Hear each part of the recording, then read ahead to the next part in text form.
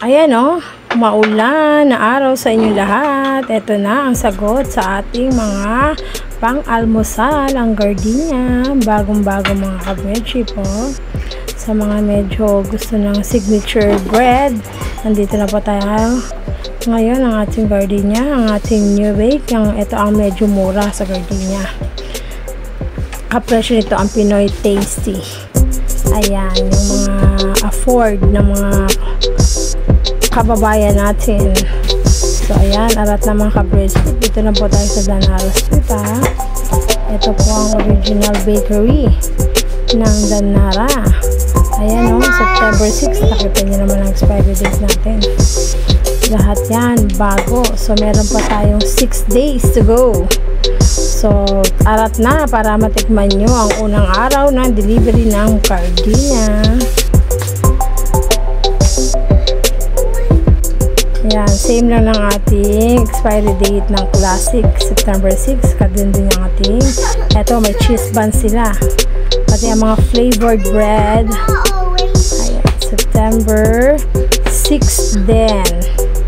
Ang ating wheat bread para sa mga mababa ang gustong sugar. Tama ba yun?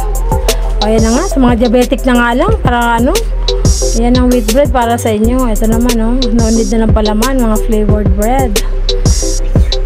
Para makatipid ng peanut butter, ladies choice, ito na ang bilhin ninyo, mga flavored bread.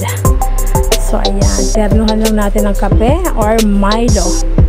Ito naman ang masarap talaga, ang wheat bread with raisin.